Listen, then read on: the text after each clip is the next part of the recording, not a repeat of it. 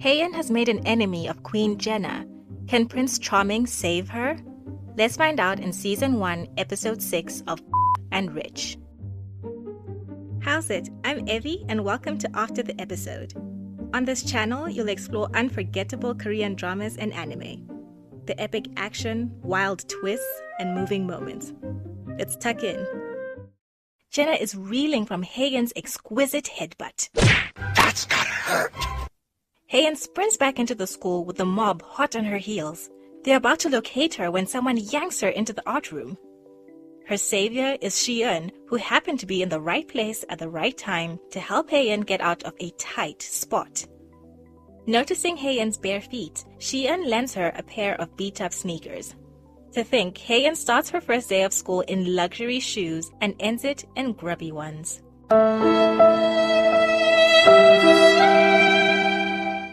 It's better than having no shoes at all, and Hye-in expresses her gratitude for Hye-in's assistance. She's about to introduce herself, but Hye-in already knows Hye-in from a post in the school's online forum. What? I would be mortified, wouldn't you? Hye-in explains that Jenna is untouchable royalty and shows Hye-in an article about the 5 billion won donation to the school made by the Diamond Club. Mere mortals like themselves dare not make eye contact with the queen, yet Hye-in has whooped the queen on 2 separate occasions. Oh my God! She's in big trouble. Hye-in astutely observes, however, that Hye-in would have been in trouble anyway because of her status as a scholarship student. Ouch! Hye-in apologizes for being so blunt, but Hye-in appreciates the unvarnished truth and praises her as the only sensible person she's met all day. Wait, she's not the only sensible person, Hye-in realizes suddenly. With a final thanks to Hye-in, Hye-in hurries out of the art room, her hope renewed. As she skulks in the stairwell unseen, Hye-in takes Do-won for help. The mob has split into groups to cover more ground and they search for her on every floor. One group of girls is not particularly enthusiastic about this menial task, but they do it to stay in Jenna's good graces. Unfortunately for Hye-in, she's been spotted and the mob descends. Uh-oh! Cornered, Hye-in whips out her phone and begins to record them. She threatens to upload the video and report them to the police for school violence. "You'll have a permanent record and your lives will be ruined," she says loudly. After a moment of stunned silence, the mob begins to cackle. You serious? Having a bad record is only a concern for poor people like her, so they goad Hye-in to upload the video and find out herself just how unfair the world really is. "Consider this a life lesson," the bully says sweetly. Hye-in is cooked. She has nowhere to run. The bullies have blocked the staircases. In a desperate gambit that leaves the mob terrified, Hye-in takes a running leap off the 2nd floor. To everyone's amazement, Do-won catches her. The bullies murmur their discontent at his interference, while Prince Charming touches Hye-in's cheek tenderly. Do-won is really laying it on thick, isn't he?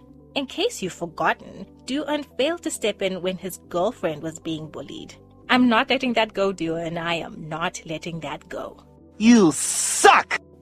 Elsewhere, Jenna is in the car tending to her latest injury inflicted by Hye-in when she receives disturbing news. Do-won of all people helps that lunatic girl and no one knows why. It's obvious, isn't it? Woo-jin pipes up. It's because she's pretty. It seems apparent to Jenna that Do-won is incapable of changing his ways. "Is that a criminal offense to you?" she remembers the other Hye-in saying to her on the school rooftop late one night, just as her father's mistress did in the clothing store. Jenna believes neither of them. Later that evening, Jenna is grudgingly dining out with her father and his mistress. He's completely besotted to the extent of inviting her to their monthly family dinner instead of Jenna's mother. "Why risk the company over an adultery scandal with my teacher?" Jenna shouts across the table. "Don't talk to me like that," he roars back, raising his palm as if to strike her. "Calm down, sweetheart. Let me tell her," the mistress says gently, placing her hand on his. Glistening brightly on the mistress's finger is an enormous diamond ring. There's more. The reason her father set up the dinner is to inform Jenna that she's going to be a big sister. They're going to be one big happy family. Jenna is just like, Oh, hell no! and storms out. Elsewhere, Do-eun and Hye-in are at the rooftop of the school. He inquires about her well-being, apologizes on behalf of his callous classmates, and offers to replace her dirty school uniform.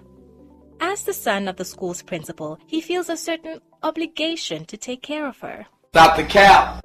Hye-in is hesitant to accept his help, so Do-eun really turns on the charm. Placing a bandage on her scraped knee, he confesses his feelings for Hye-in. This is like a fairy tale. When she was young, Hye-in's dream wasn't to become Cinderella. No, her dream was to be rich, and who needs a prince for that? With Prince Charming sitting before her now, however, the thought of becoming Cinderella is quite appealing. We're rich! We're rich! The blissful bubble bursts at his next words. Who pushed Hye-in? Do-eun knows that she's the sole witness of the attack. So much for Cinderella is back to surviving on her wits. Ever the pragmatist, Hye-in makes a deal with Do-eun. The next day, in a move that sends shockwaves through the school, Do-eun, a member of the Diamond Club, son of the principal, heir to the Changjae group, emerges from his car hand in hand with a new transfer student. Hye-in confidently strolls past Jenna, who narrows her eyes in suspicion. The trio of girls who hunted Hye-in the previous day demand to know the truth from her. Are they really dating? Asking Do-eun such an insolent question is a non-starter because they're only allowed to be groveling idiots in the presence of a Diamond Club member. They tell Hye-in that Do-eun can't possibly be attracted to her, so he must be with her out of a misguided sense of pity. Fed up with their insults, Hye-in drops the bombshell. Yes, Do-eun is her boyfriend. Their mouths are agape as she gives them a satisfied smirk. Hye-in is drunk on power and I am here for it. Elsewhere, Do-eun undergoes an interrogation of his own. Is he really dating that lunatic? Flashing back to Hye-in and Do-eun's meeting on the rooftop, Hye-in has just put two and two together. Do-eun only approached her because he wanted to find out who injured his secret girlfriend. The Prince Charming routine was all a manipulation tactic to get information out of her, since the only other person who could tell him is Principal Sa, who is hardly a bastion of honesty. Hye-in agrees to divulge the truth on the condition that he gives a convincing performance.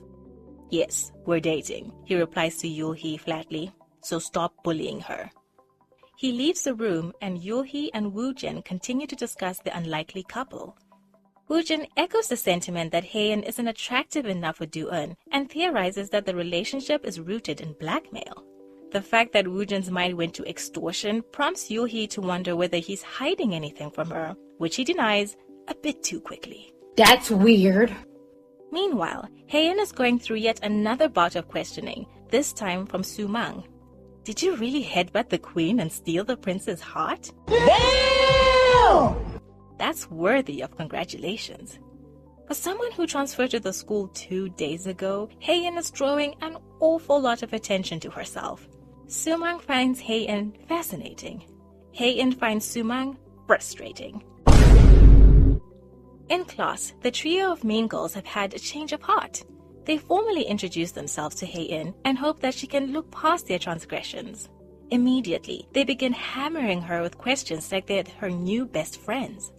How did you meet Do-eun? Who confessed their love first? Did you know each other before, or did he fall in love with you in a day? Share your tips, bestie. Okay. They sure are a talkative bunch. They're eager for all the details and invite Hye-in to the sorority party on Fridays so that they can have a proper conversation. Hye-in has no clue what a sorority party is, so they explain that it's an exclusive networking event for girls in their school with high net worth. As a lowly scholarship student, Hye-in would never have been invited, but since she's dating a member of the Diamond Club, allowances can be made to permit her attendance. Hye-in doesn't think she'd fit in with their crowd. You told them no? Sunju gasps upon hearing the news. This is a rare opportunity and she strongly encourages Hye-in to take advantage of it, but Hye-in still thinks the party is ridiculous. Connections with the heirs of companies that might one day hire her is not ridiculous. Sunju is keenly aware of the benefits of knowing the right people, given her depressing experience of trying to secure a basic internship without any connections. Whatever humiliation Hye-in might face at the party, it's nothing compared to the horror of living without a future. I love Sunju. She'll always tell the truth as she sees it. Somehow, Hye-in doesn't find this bleak outlook comforting. Anyway, even if she wanted to go to the party, Hye-in doesn't have a suitable dress to wear. I know someone who can lend you a designer gown, Sunju says, eyes twinkling.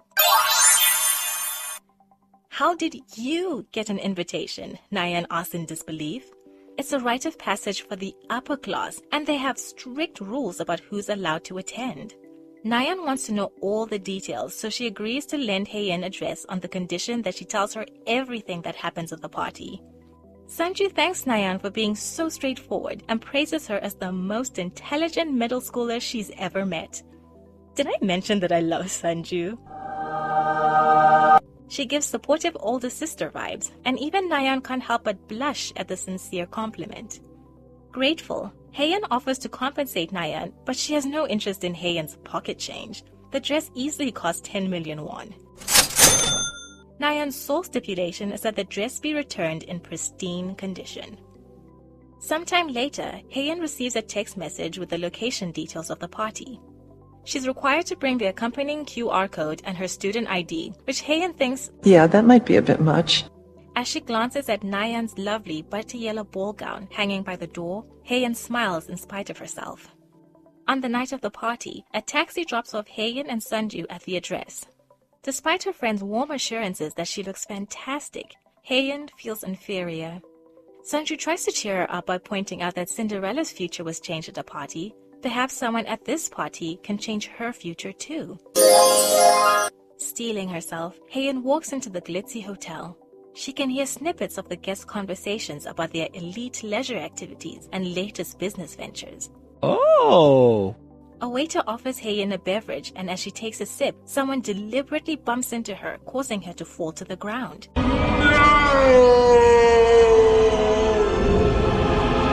Fortunately, not one drop of the drink spilled on Na-yeon's gown. Yulhee's helping hand reaches out to Hye-in. She's thrilled to meet Do-won's girlfriend at last. Ordinarily, Yulhee wouldn't come to parties this lame, but someone told her that this was going to be a night to remember. Grinning broadly, Yulhee causes the drink to splash on Na-yeon's gown. There's a moment of shocked silence, then the sound of designer heels clinking on the marble floor. The crowd slowly parts for the new arrival, Jenna. She laid a trap, and Hye-in blundered right into it. How will Hye-in explain the damaged dress to Na-yeon, and will she be merciful? We'll see in my next recap video on episode 7, so check it out. Links are in the description. Thanks for watching, and I'll see you in the next one.